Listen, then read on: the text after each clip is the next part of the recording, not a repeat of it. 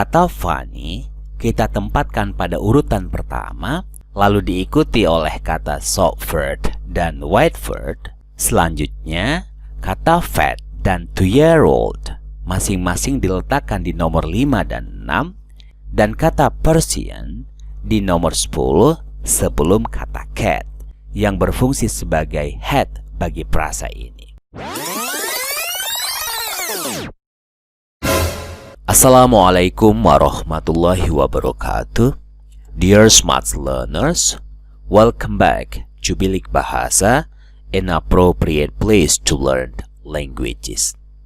Dear smart learners, slide ini adalah lanjutan dari dua pembahasan terdahulu tentang noun phrase, yaitu pembahasan tentang apa yang dimaksudkan dengan noun phrase dan istilah-istilah terkait seperti head dan modifier, serta pembahasan komprehensif tentang kategori-kategori yang berperan sebagai modifier bagi head, seperti character, quality, participle, noun plus ed, dan seterusnya, serta beberapa contoh tentang noun phrase.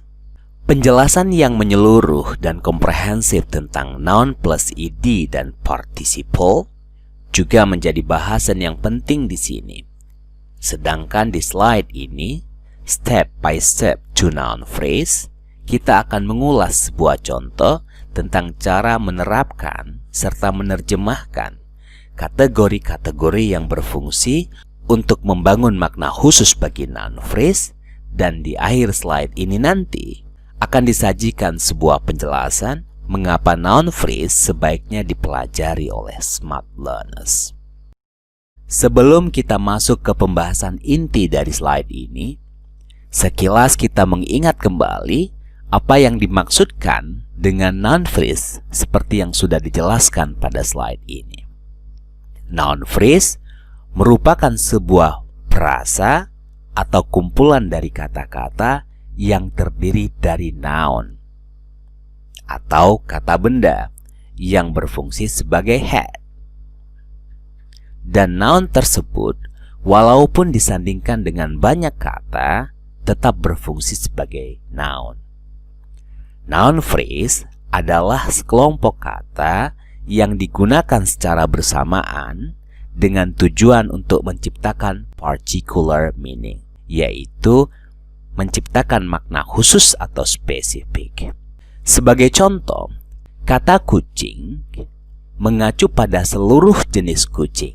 Tetapi, ketika kita tambahkan kata lucu pada kata kucing, maka maknanya lebih mengkerucut dan spesifik.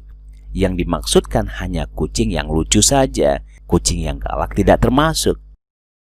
Kucing gemuk berarti kucing yang kurus tidak termasuk. Dan demikian halnya ketika kita tambahkan kata-kata seperti ini. Sebagai catatan, frasa di dalam bahasa Indonesia kita letakkan modifiernya setelah head, sedangkan di dalam bahasa Inggris kita letakkan modifiernya sebelum head.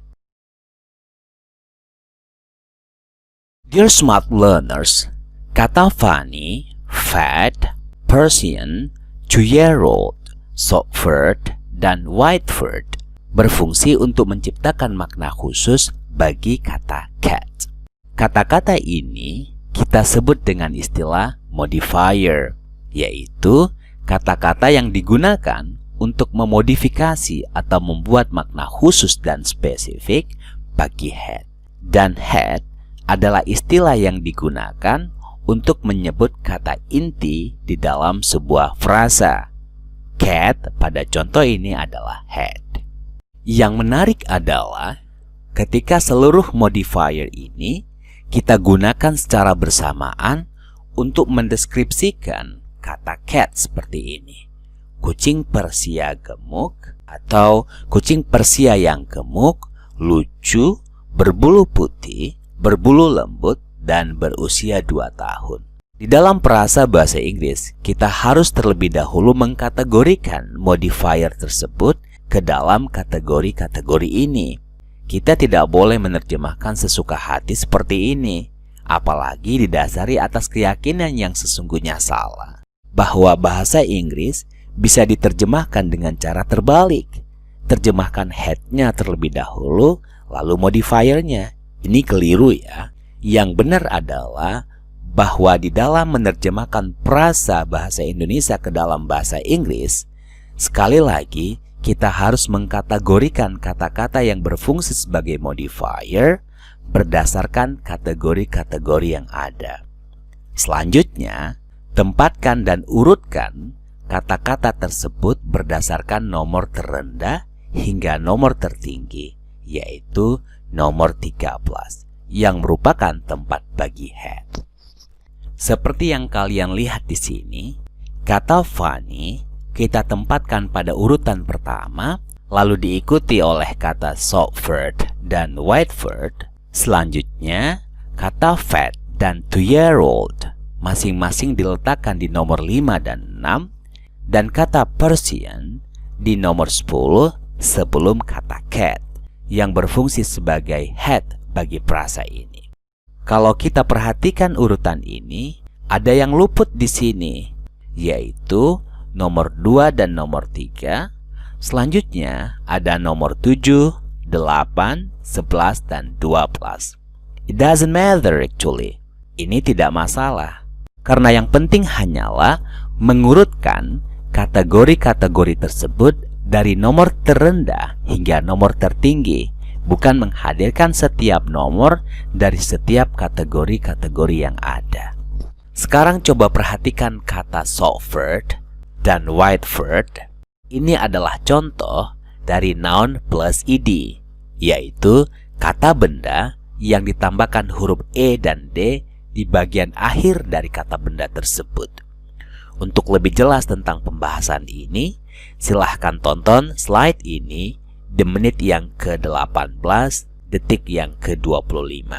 Jika kita menemukan kata-kata seperti ini, maka kita boleh menghapus kata yang sama, tetapi tetap menghadirkan tanda hyphen, atau kita juga boleh menggunakan kata and, seperti ini.